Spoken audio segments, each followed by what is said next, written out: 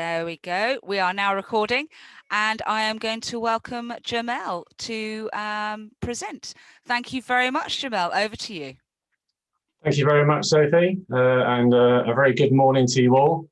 I'm just going to bring up my presentation.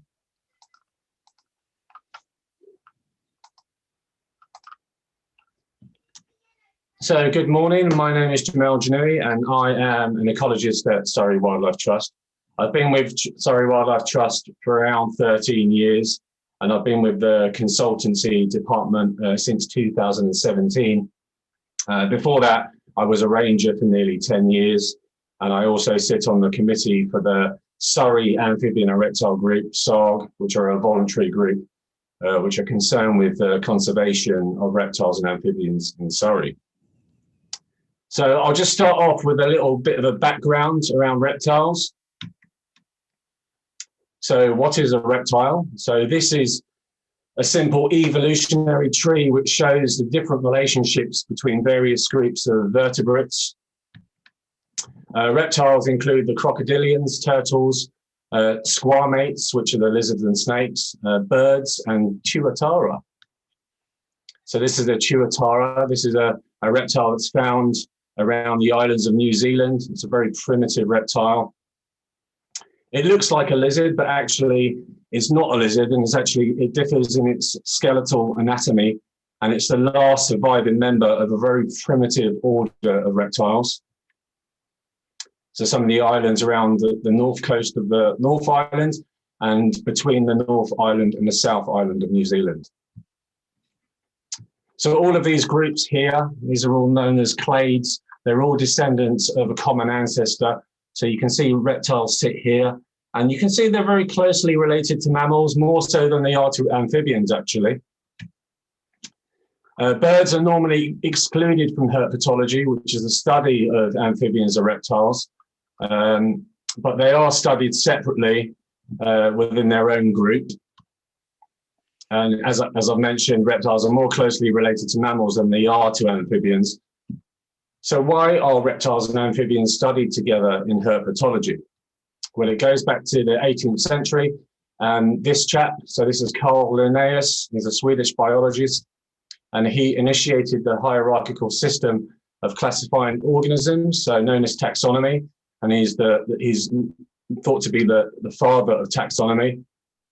He had a very low opinion of reptiles. He described them as foul and loathsome creatures, and their creator had not exerted enough power to make many of them.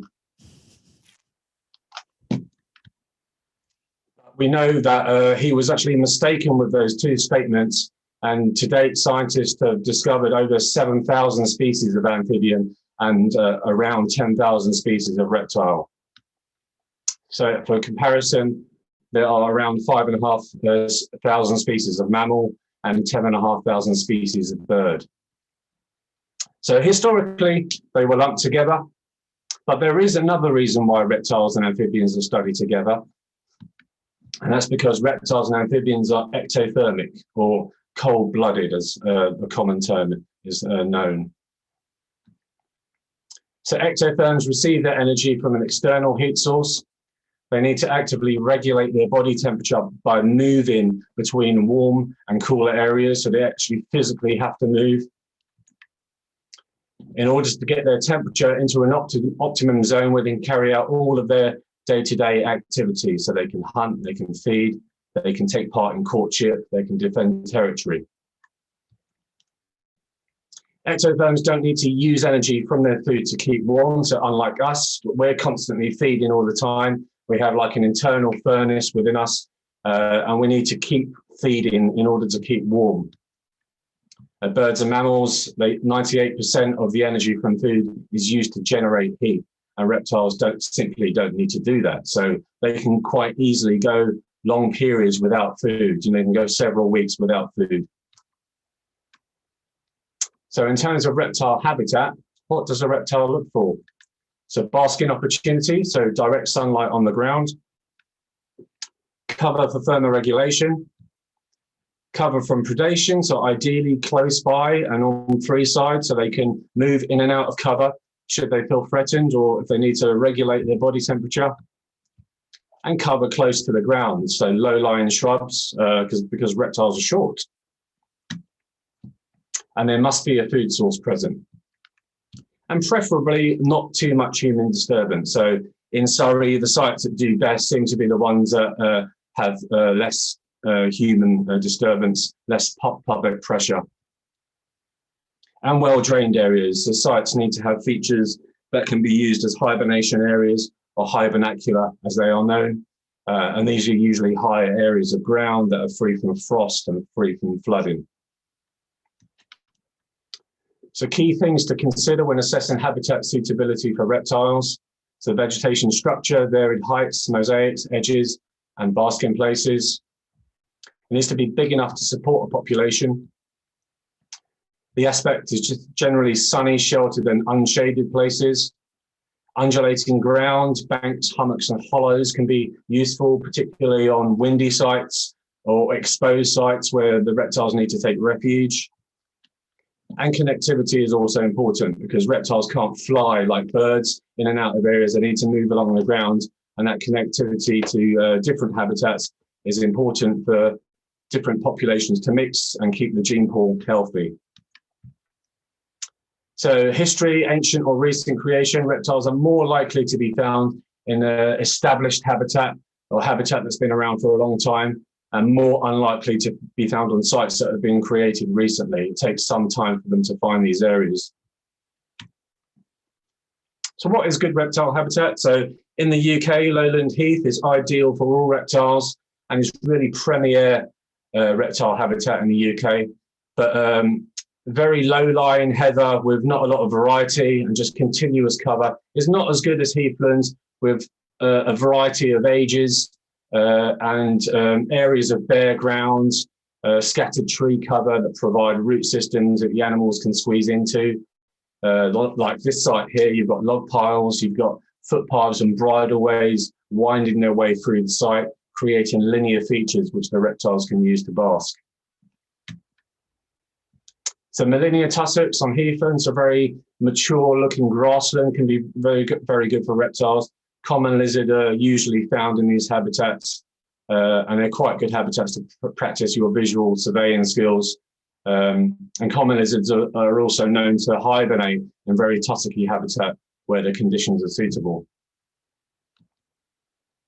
Rough grassy banks, especially south-facing banks, are really good for reptiles, provide good basking platforms, and they warm up quite quickly. And where you've got fence lines like this through the habitat, they provide nice linear features which the reptiles can use to bask. And those fence posts there would be good to look at in terms of common lizard, using them as a little platform. Woodland glades, forest rides, really important for connectivity and movement between different habitats. So they would be a lot warmer and a lot more open than this nearby woodland, and reptiles will use these areas in order to move from one area to another, and will stop along the way, and they can bask, and they've got that warmer those warmer conditions. Bramble thickets are quite good, often associated with hibernation areas. They provide a level of protection that the reptiles can use to bask. So they don't actually have to move themselves out into the open. They can sit beneath the bramble.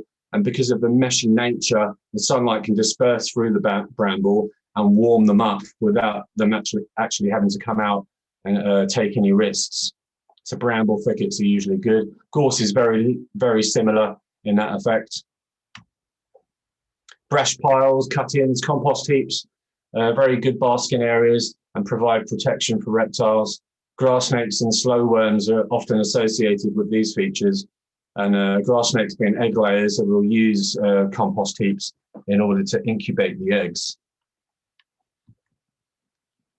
Log piles, I will always look at these features in the habitat, provide good basking spots for reptiles. They also harbour a lot of invertebrates, which are a good, nice food source for reptiles. So I would always look at these when moving through habitat and undertaking surveys. Hibernation sites. So this is actually a hibernation area that was picked up in the Farnham area of Surrey. And they do vary in their makeup, but this was a fallen tree covered in bracken. And the reason we know it was a hibernation site is because of the early sightings. So sightings around January, February, March. Reptiles seen at that time of year are going to be very close to a hibernation site. And if you watch them for long enough, you'll actually see the feature that they go into. So in this scenario, it was this fallen tree, but you do get rabbit warrens, you do have a tree root system, the reptiles were used to hibernate, and a variety of other features. So we call them emergent surveys, the early ones, and this was a hibernation site in Surrey, and this was the adder that was spotted at that particular hibernation site. So that was on the 24th of February 2018. And it just gives us really important information which we can pass on to the land manager and make them aware of these important areas of the site. So some field tips for you all. So how to spot reptiles. So the best chance is to look in a general direction that your shadow casts on the ground on a sunny day. So if you look along the length of your shadow will be pointing in the right direction to spot reptiles. So it'll be pointing at the correct edges to look at. You'll have the sun behind you, and you're trying to look ahead of you and not on the ground. You can approach most reptiles to a distance of around 5 meters before they will flee. So it's around 15 feet. Again, you're trying to look ahead of you. But you need to be aware of disturbance. So disturbance by feet, your silhouette against the sky, because reptiles are very sensitive to threats from above, especially birds, so avian predators. So try not to get too close from above. Keep low and approach from a distance. Human scent, especially snakes, are very sensitive to odor particles in the air. So try to approach from downwind if you can. And the noise by lizards. So if you're moving through the leaf litter, lizards can easily pick you up as they have external ears. If you look at the ground by your feet, the reptiles will have likely already gone. So there is a bit of an art to this. So you're trying to look ahead, as I say, but also looking at the ground so you don't, trip over a stump or fall into a ditch, which I've done quite a few times. So reptiles are quite camouflaged. So when you are looking at that distance, it's quite difficult to pick them out, but you will, the more you do this, the more you get your eye in. So you're scanning the edges of the vegetation at ground level.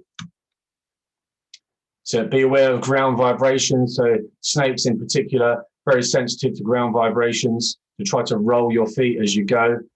If you don't like snakes and you don't like reptiles, then be as heavy-footed as you like, as then they will move out of the way. You will get some stubborn ones there. So snakes tend to keep their lower jaw on the ground. And even though they don't have an external ear, they do have signs of an inner ear. And the sounds will move along the lower jaw, through the stapes, which is like a little bone in the skull, through the quadrate bone and into the inner ear. And even though the snakes don't have external ears, it's very likely that they can pick up very low frequency airborne sounds.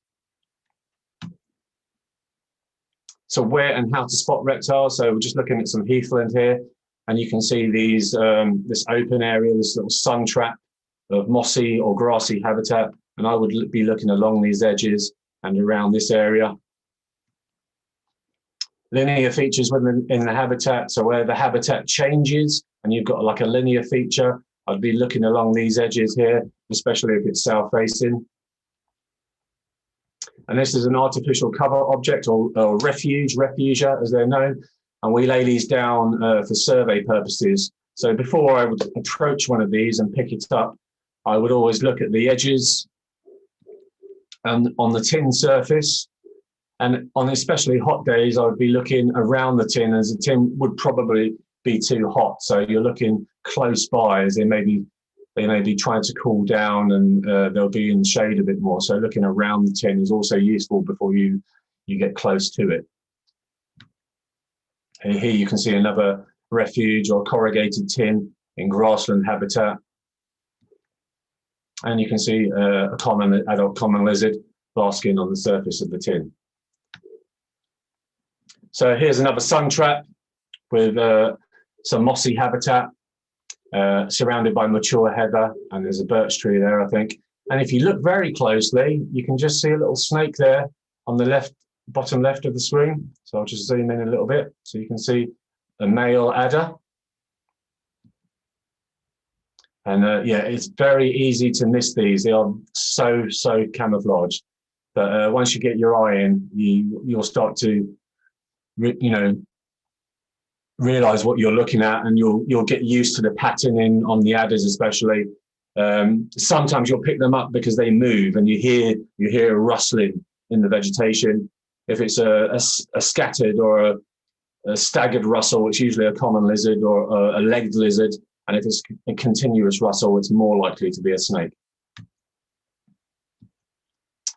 So walk slowly, scanning the sunny sides of the vegetation. Try to keep the sun behind you or to your side. Tune your eye into those vegetation interfaces, those edge areas. Scan the edges where reptiles are likely to be basking, so trying to spot them before they spot you. And they're going to be seldom far from dense cover for protection. It's very unlikely that you'll get reptiles out in the open. It does happen, but most of the time they would be very close to cover. So a bit now on the identification of our native reptiles. So although most people have some knowledge, this section will give you all you need to know as a beginner. And it also focuses, as well as a widespread species, and some of the rarer species or introduced species, which can be found in some parts of Britain. So species most likely to be encountered. Top left, we have the common lizard or viviparous lizard. Top right, we have the slow worm. Bottom right, we have the adder or European viper. And bottom left, we have the grass snake. Species less likely to be encountered. Top left, we have the rare sand lizard.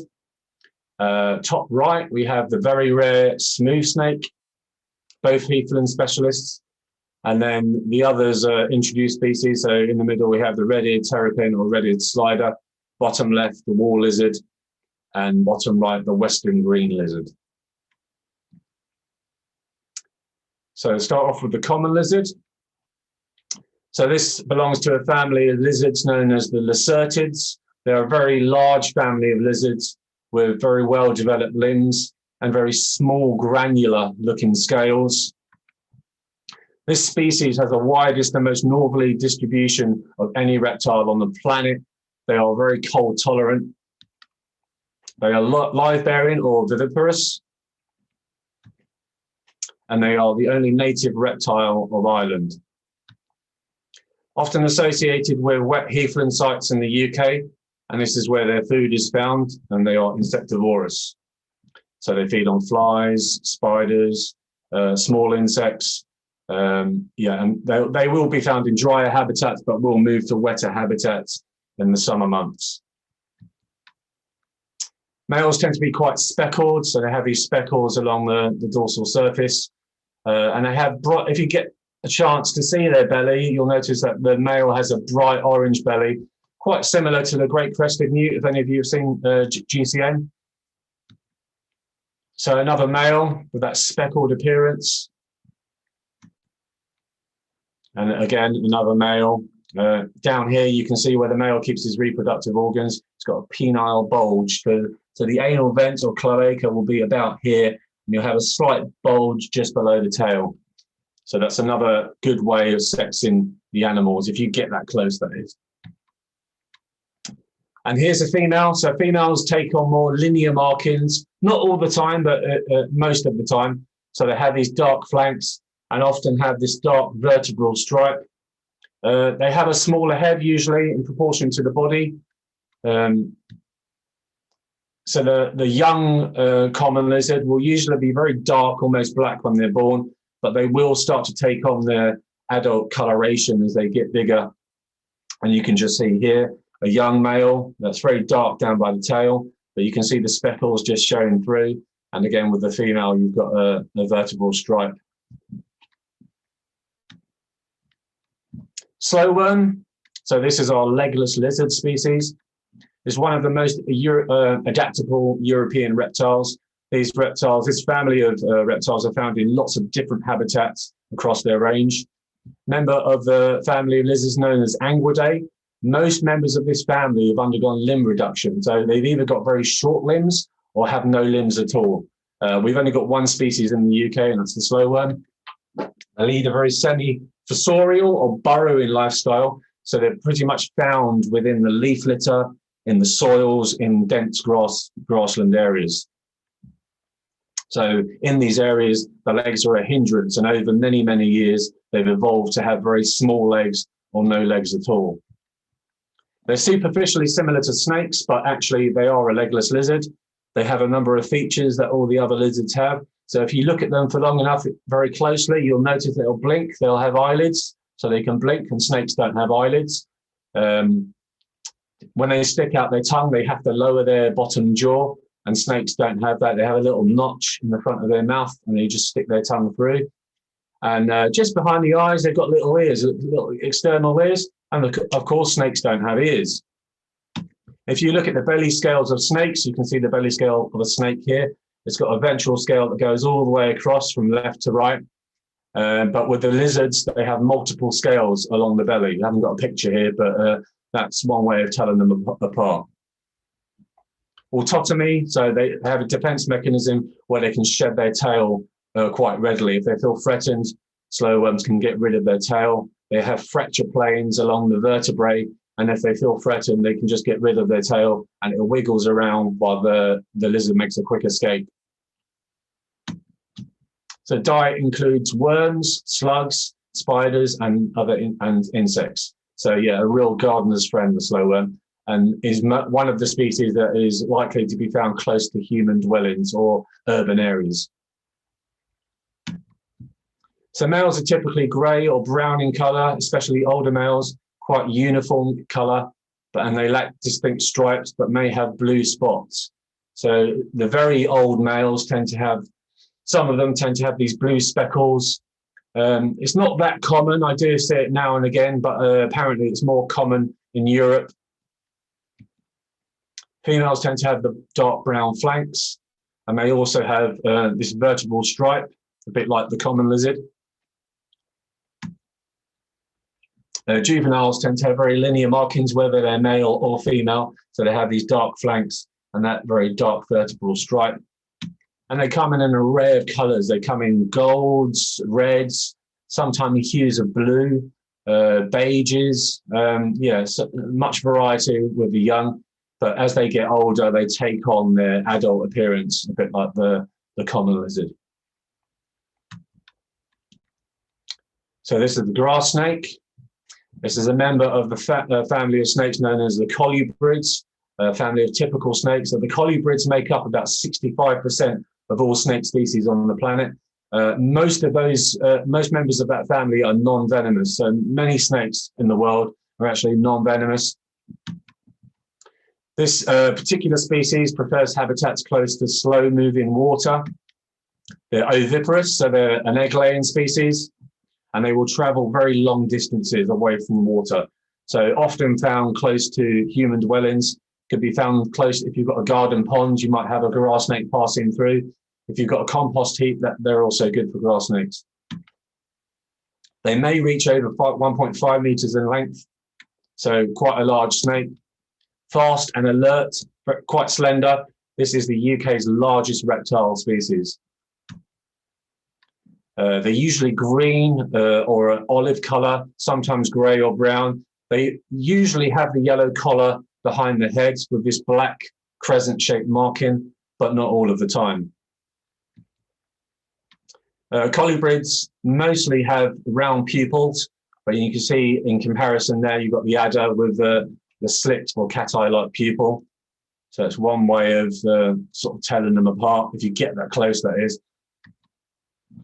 As with all snakes, the males tend to be the smaller animal, a very narrow head, and then the females are usually the much bigger, especially the adults, the more impressive, intimidating looking animal. And with the grass snake, the female usually has a more of an arrow-shaped head. Tail shape can be a good way of telling the sexes apart, where you can't tell by appearance, by color. So these are grass snake eggs, usually laid in compost heaps, incredibly difficult to find in the wild. I've never found in over 15 years of surveying, I've never found them in the wild, although I have come across them, or people I know have come across them in compost heaps. That's where they're most likely to be found. But in wild situations, I think they're just very secretive about where they lay their eggs. The young are basically miniature versions of the adults, so they look very cute. They've got these large eyes, and they've got these very intricate markings, just like the adults. So grass snakes have 3 defense mechanisms that I know of. So they avoid this foul-smelling liquid from the anus, very musky smell. I did hear a story once of someone who had a grass snake get loose in their car. I'm not sure what it was doing in their car, but they couldn't get the smell out of the car, and the car had to be written off. I think it's supposed to smell like a decomposing animal in terms of the predators. So they usually do this in combination with feigning death. So they will roll onto their backs, stick their tongue out, pretend to be dead. If you actually write them when they do this, they will flip back over again, and they're like, no, I'm really dead. So the other thing that they do is that they can flatten their necks out and they can hiss and strike. But I don't know anyone that's ever been bitten by a grass snake. I certainly have never been bitten by one, and I've handled quite a few. But they do bluff. They're great bluffers. This is the adder or European viper, Viperoberus. So one of the most widely distributed snakes on the planet, similar to the common lizard, a very cold-tolerant species, found all the way up to the Arctic Circle, all the way down to southern Europe and across to North Korea and China. So a very wide-ranging species. This is Britain's only venomous reptile. Has quite a mild venom, but the venom has hemotoxic and cytotoxic ingredients. So the venom attacks the red blood cells and also breaks down the tissue around the site of the bite. Across their range, they're associated with woodland and other open habitats, so mainly a woodland species across its range, but in the UK, they're commonly found on lowland heath, but also in some woodlands as well. So very long-lived. They can live 30 years plus. So adders, you can sometimes tell the difference between male and female by colour, not always. So this is known as sexual dimorphism, where you can tell the difference by appearance. So the male is usually a grey, silvery colour with the black zigzag. That's the textbook colour. And then the female will have a browny background colour with a brown zigzag. But sometimes you get some in-betweeny ones that are difficult to sex. So then you need to rely on other features such as tail shape and things like that. So males can be bronze or beige or brown, but usually will always have the black zigzag. And you can see here the males have these very conspicuous spots along the flanks. So that's another indicator that you've got a male, is that how clear these spots are along the sides of the animal. Here you can see the female with that classic brown color, brown background color, and it's much more difficult to see the spots along the flanks there. So females can also be ginger, but tend to have that brown zigzag. But yeah, the large females are much more intimidating, much more impressive to look at. And there are also black melanistic adders. So this photographer, George McCarthy, attended one of my talks a few years ago, and he kindly sent me this photo of a melanistic adder. They are found in Surrey. We don't see them that often, but even though it's a melanistic individual, you can still see the zigzag marking through that color if you look closely. So adder juveniles, very feisty little things. I've come across quite a few of these, usually about the size of a 50p coin when they're curled up, but they're very feisty. If you get close to them, they will be constantly striking at you, but very unlikely to get their mouth parts around you because they are so small, but very cute looking as well. I think so anyway. Sand lizards. So same family as the common lizard, so another lacertid, a very stout looking lizard with a deep chest, very impressive to look at, especially in the breeding season.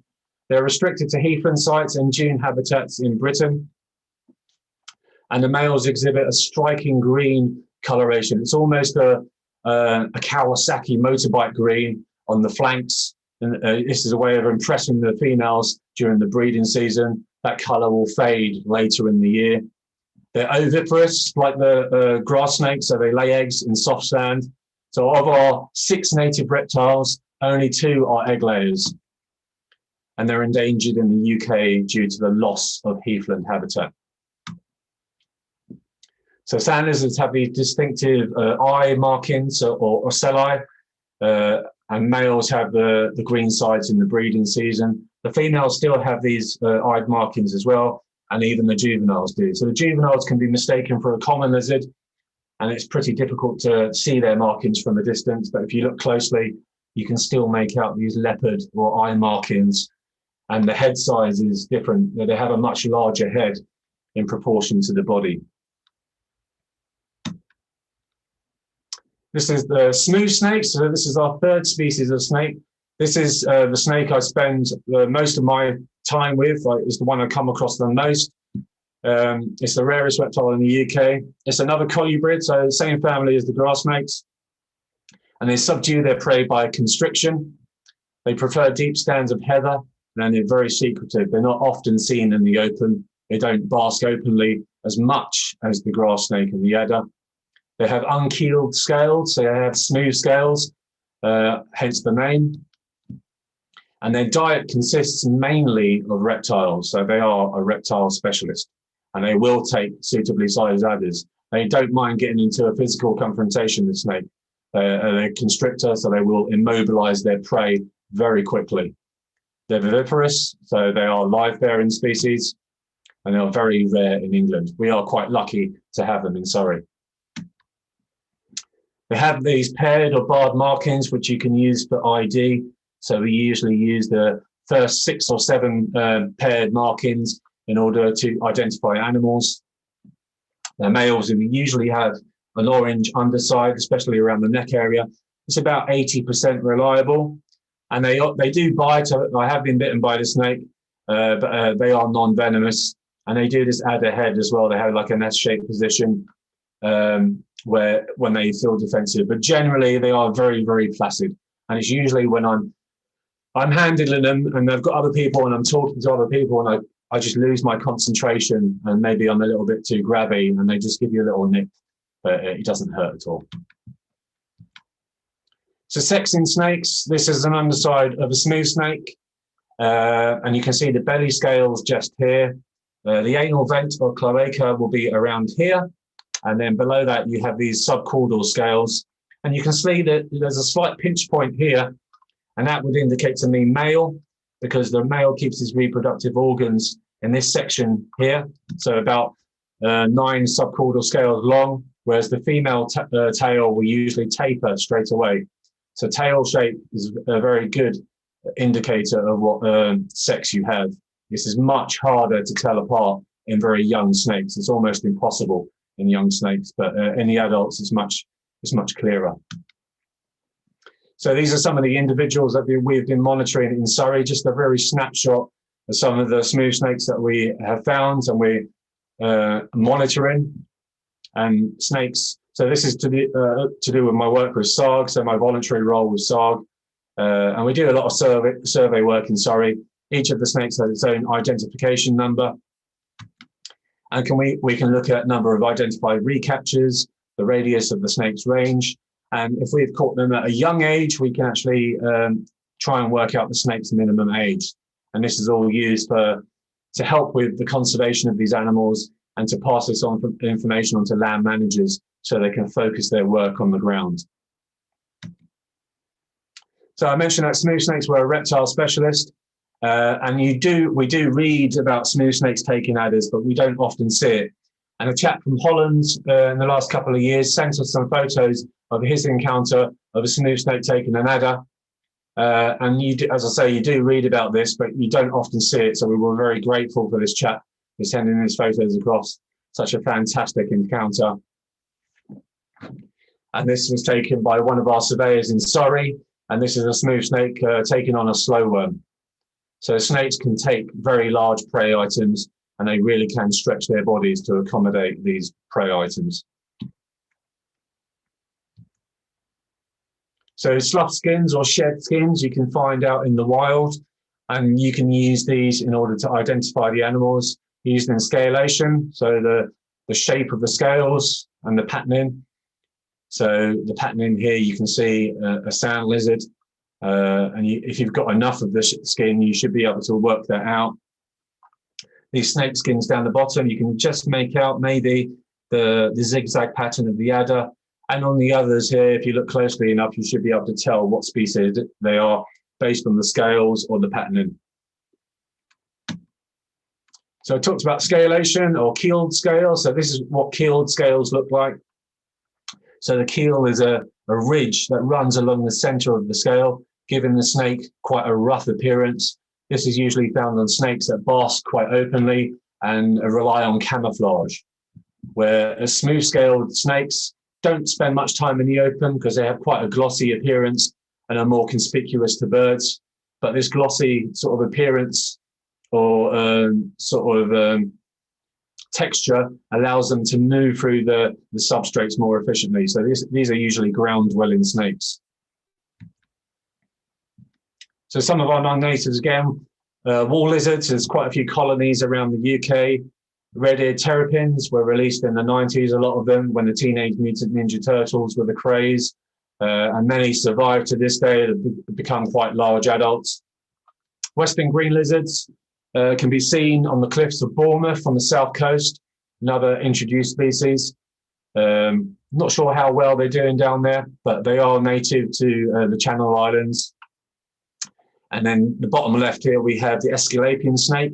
There are 2 colonies of Escalating Snake. I've seen one of them up in North Wales around the grounds of the Welsh Mountain Zoo in Colwyn Bay.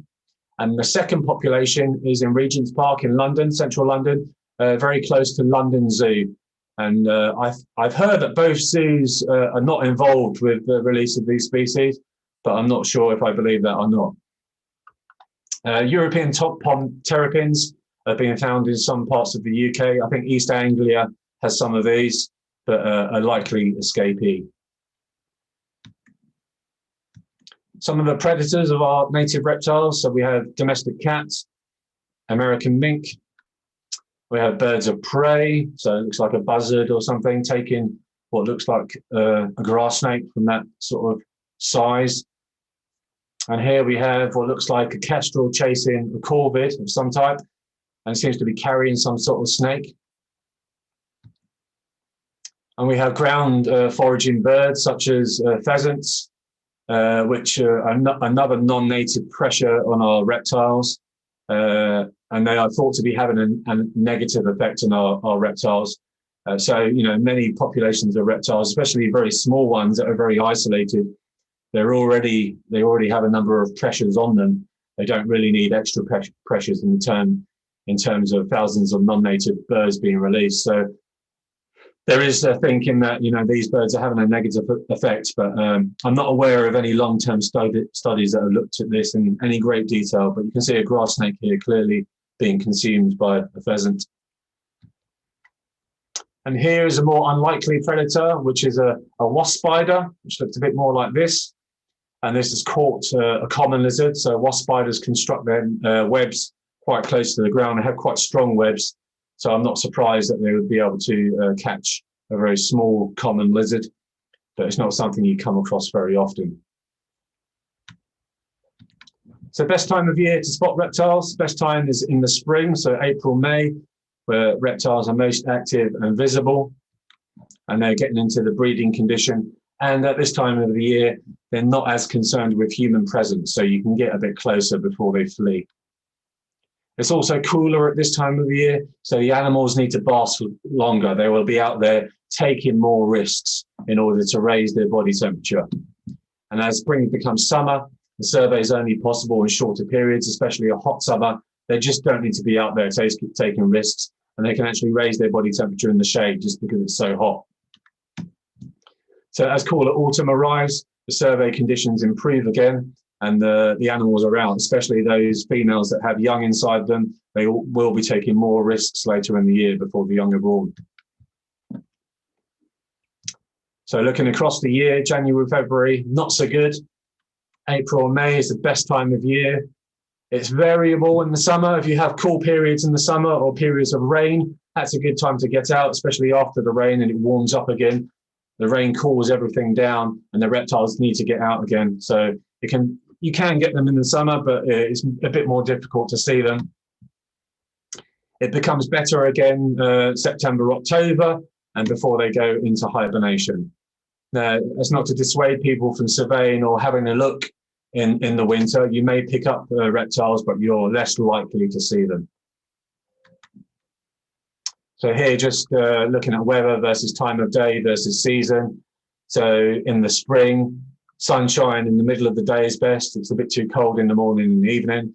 And as you go into the summer, you want to be looking at sunshine at the extremities of the day. Rain in the middle of the year is good. And then as you head into the autumn, you're targeting sort of the middle of the day again, and then avoiding the morning and evening. So what can you do to help? Well, you can get involved with your local amphibian and reptile group if you're interested in the survey side of things. So that's your local R group or SARG in Surrey. You can volunteer and support Surrey Wildlife Trust. You know, we manage a lot of sites that support our native reptiles. Places like Chobham Common, Brentmore Heath are fantastic places to see reptiles. So we also undertake a number of habitat management tasks. And we also have a number of courses that we run, adult education courses. I'm doing a course on reptiles on the 15th of July. And what I like to be doing is, obviously the classroom session is nice, but there's nothing I love more than actually getting out there on the heath with you guys and actually showing you the animals in their natural habitat. So the adult education courses are really good for that. Amphibian and reptile conservation also organise a lot of habitat management days, especially surrounding sand lizard habitat. So if you're interested in sand lizards, their work parties are really good as well.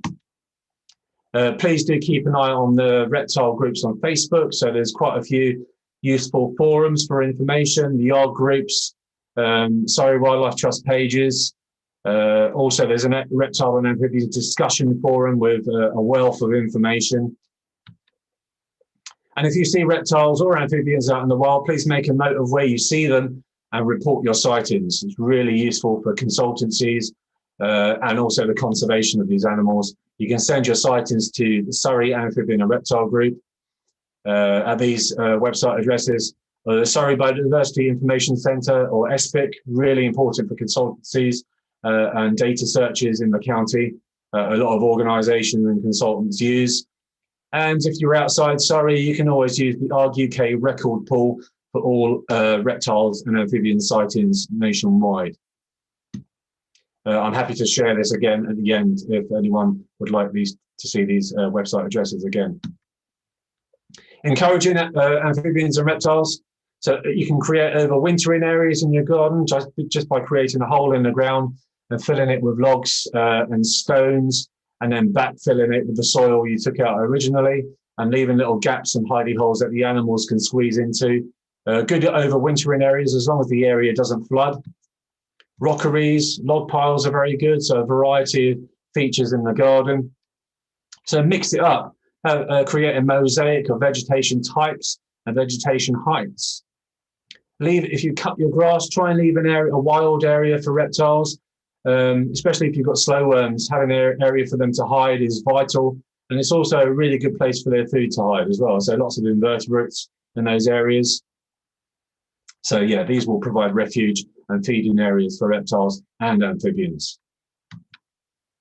So check before mowing. This is one thing I try and do before mowing. There is an area of my lawn that I do mow. So I will always have a walkover of that area first, because I do have a few slow worms around. I don't see them that often, but I have a quick walkover first just to make sure they don't get caught up in the mower. But I am having a little mini wildflower area in the garden that I set aside. So try and keep your garden as varied as possible if you want to encourage our native herpetofauna. So ponds are really good, not just for amphibians, but they have indirect benefits for reptiles, especially the grass snake. So grass snakes will often use these areas as a little takeaway. They feed primarily on amphibians and fish, They won't empty your pond of wildlife because they don't feed very often. But I consider you lucky if you've got grass snakes in your garden. I've just created a pond, but I'm not expecting grass snakes just because of where I am. And they would need to cross quite a bit of urban habitat to get to my pond. But yes, you're more likely to have grass snakes if you've got a pond and a compost heap. Choose a sunny position, including the sloping side, so animals can enter and exit the pond easily. And try to use native plants if you can, so a variety of submerged, surface and marginal plants. Try to avoid introducing fish and non-native plants if you can. And if you physically have to manage your ponds, like remove vegetation or tinker with things, try and do that in the autumn. I think people are quite keen to do this in the springtime when the weather improves, but really you should be doing that later in the year because amphibians are breeding and there's a lot of invertebrate activity earlier in the season. So you minimize your impact if you carry out your pond management later on in the year. So try to avoid using soft netting for ponds. This was a grass snake that got caught up in Farnham several years back. And I went out to free it, had to cut it free.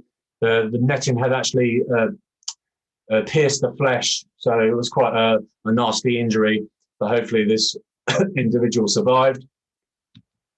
Try to use rigid netting. If you do have to use netting, that is available from some outlets.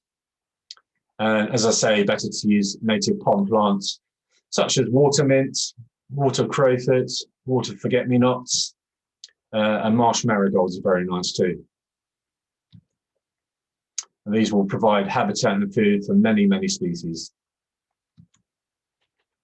So managing sites and gardens with reptiles in mind, try and maintain your structural diversity, encourage as many edge features as possible, have mixed areas of open habitat and longer dense vegetation, and find out where your sensitive areas are. So in your garden, you can do mini surveys, have a look in the dense vegetation, especially before mowing, just have a look around and you'll find out where they're using the sites. And you can apply this to larger nature reserves as well. Through survey effort, you can work out where all your sensitive areas are. So maintaining a variety of habitats will increase the interfaces between them. And using these tips in your own garden will encourage local reptiles. So signs of disease. There's an organisation called the Garden Wildlife Health Project, which is a collaboration between ZSL, so the Zoological Society of London, the British Trust for Ornithology, FrogLife and the RSPB. And this has been established to investigate disease in a range of wild species. And you can report your dead or sick reptiles, amphibians, garden birds and hedgehogs to this organisation, and they will help you. They will take you through a process. And I've used them once for a dead sand lizard that I found on a survey, and they were very useful. So yeah, do take photographs of anything that you find, and you can send any information to that website address here in London, and they will take you through that process if you ever need them. So if you need that website address, do get in contact at the end. And that's me. Thank you for listening. That was absolutely amazing, Jamel. Thank you so much. I've just been gripped to every single second. Wonderful. As Jamel said, if you want any of the links sent to you, Jamel, if you could send me the presentation, I can send it out to anyone who asks. Of course, of course. That would be wonderful. I will be. We have recorded this as well, so I will download this presentation and then upload it to YouTube as well. So hopefully, technology permitting, this will be available this afternoon to watch on our online talks page. We have a couple of questions coming in. Right. The first question, it was asked quite sort of fairly early on when you were talking about the sort of various different variety of snakes, particularly in the gardens. And someone asked, do they swim often? Yes, snakes naturally swim, especially the grass snake. The grass snake is semi-aquatic species, so they're often found close to the water. And quite a few people see it. A lot of fishermen see grass snakes. I've seen one swimming once, I think, not very clearly, but there are some fantastic photos out there of grass snakes swimming. They keep their head above the water like a periscope, and you get like an S-shaped wake behind them. And they're found very close to water, and they're accomplished swimmers. But other snakes do swim as well, not very often. I think more so if they're forced to. I think we've had quite a few Heathland fires over the last few years. We had a fire in Elstead in 2011. A lot of reptiles were lost, but there were quite a few survivors as well. And when we were doing the reptile rescue, we noticed that quite a few of the adders were using the water-filled ditches to escape the area to find habitat which hadn't been affected. So I think, snakes are natural swimmers, and some species like to swim more than others, but they will swim if they're forced to. Wow, that's fascinating. Great question. Thank you. Right, we have a question from Jenny. Hi, Jenny. On my allotment, I have banks of clumps of grass, weeds, and vegetation for about 20 foot long and 5 foot wide. It has a stone pile at one end. I've left it over winter, want to keep it for wildlife, but it is amongst the compost there, so there is some weed mesh. Should I remove the weed mesh? And if so, what time of year? I'm dedicating this area of my allotment to wildlife, and I'm planning growing wildflowers along the top of the ridge. Sorry for the long question. Don't apologize for a long question. That's a brilliant question. Thank you very much. Jamel, over to you. Yeah, I think removing the mesh, you can do that sort of later in the year.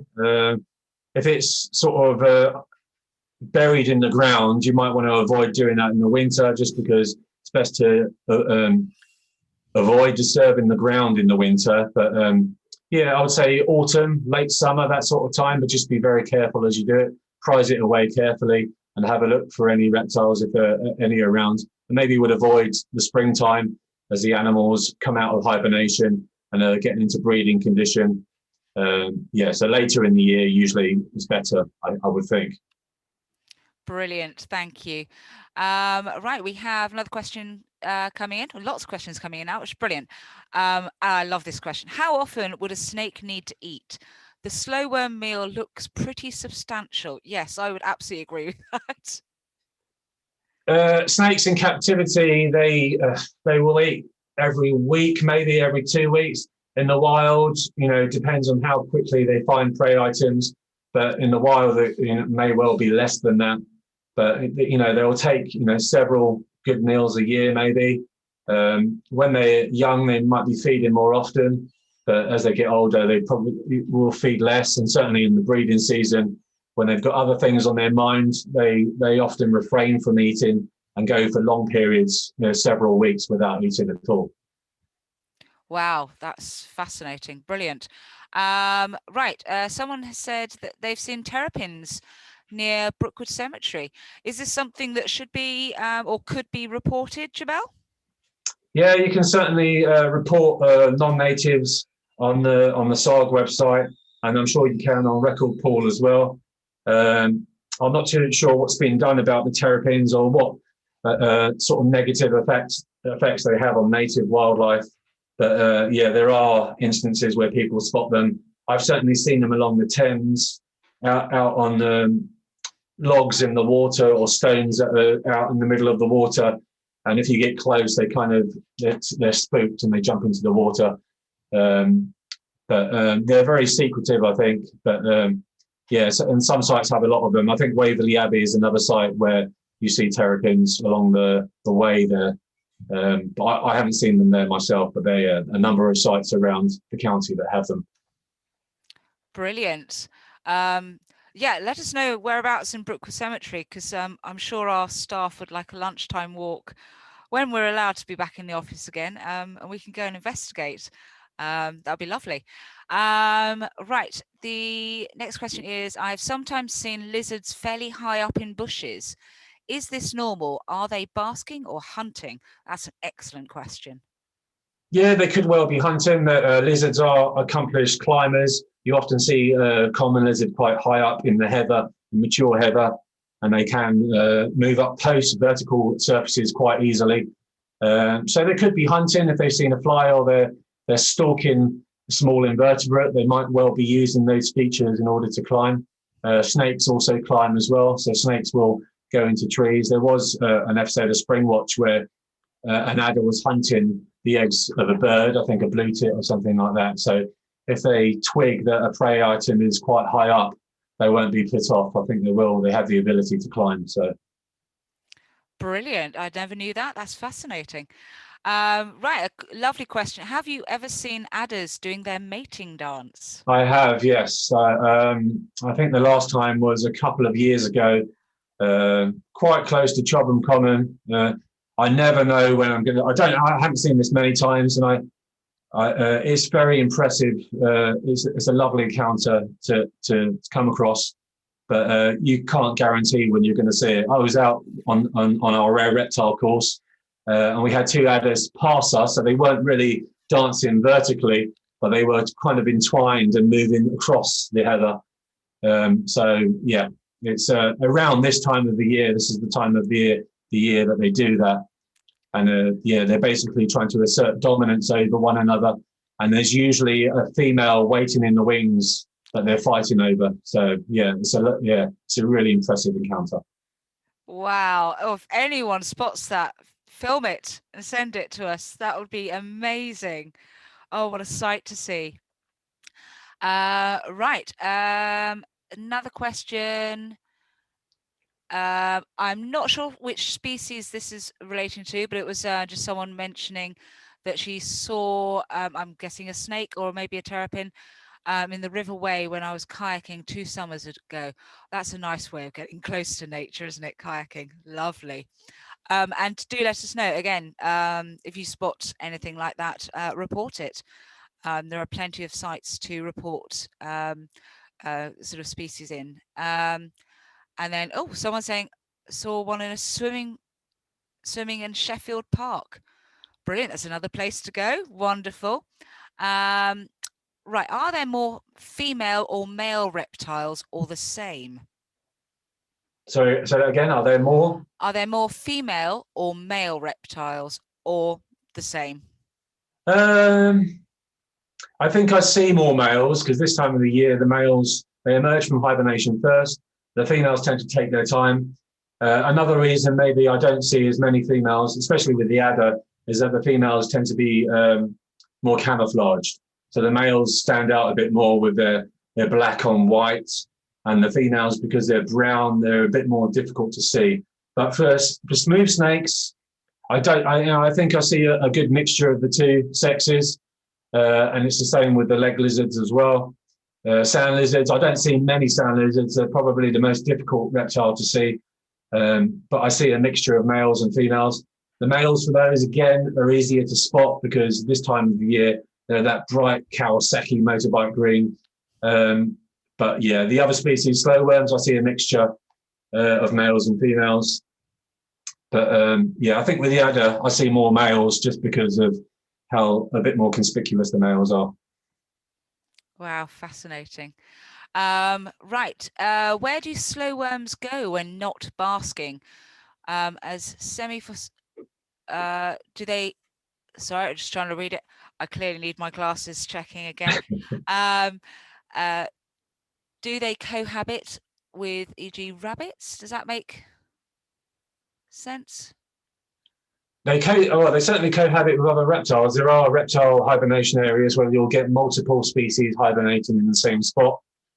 I'm not sure about them cohabiting with mammals, but yes, slow worms spend a lot of their time in very dense grassland under the ground, moving through the leaf litter. So they're not often seen in the open. You really do need the refugia in order to be able to survey them effectively.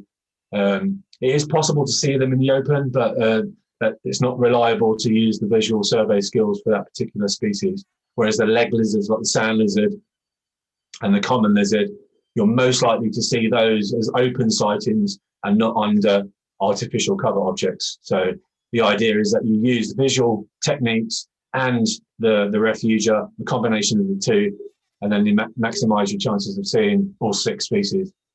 Brilliant. We have so many questions coming in, Jamel. I'm sorry. Do let us know if you, because I know you're a very, very busy man.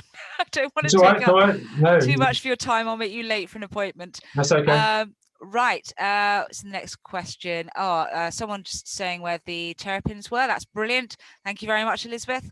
And Rebecca says, thank you, Jamel. That was really interesting and informative. Do reptiles often share sites? I'm not sure if we really just answered that question. She goes on to say, I know you explained smooth snakes predate other reptiles, but would adders, grass snakes, common lizards be happy living close to each other? Great question. Yes, so they're all happy living close to one another. They even share space under the same tin sometimes. And sometimes, you know, I'd lift a tin and I will see an adder sitting next to a field vole or a wood mouse, and they're quite happily sitting there. I mean, if the snake's hungry, maybe they might not be, you know, as happy to sit next to one another. But yes, no, snakes and lizards can be found together. We do notice that on sites where smooth snake are present, we see less adders. We haven't done any sort of rigorous studies into this, but it's just a field observation that we certainly see less adders on sites where smooth snakes are present. Wonderful. Right, I think I've actually got to the end of the questions. We had a comment from Beverly saying she saw the mating dance filmed on BBC done by Johnny ? On Exmoor. Spectacular. So maybe that's something to Google. The mating dance. Obviously, you need to be careful on what you Google there. So if anyone has any more questions or would like to ask a question in person, please raise your virtual hand or use the chat function. Jamel, if you would stop sharing your screen for the moment, sure. that'd be great. So just in case I can see anyone waving madly at the screen, do feel free to turn your cameras on if you would like to ask a question in person. It's all quiet. Another comment saying thank you for a very fascinating talk, Jamel. That was absolutely brilliant, and I'm sure a lot of us will be looking for reptiles now under or around our shadows. That's just such a useful tip. Thank you. You're welcome. Right, I have no more questions. So just more sort of comments saying thank you so much. So thank you everyone for joining us today. It's so lovely to be able to connect and share our love of wildlife over these coffee mornings.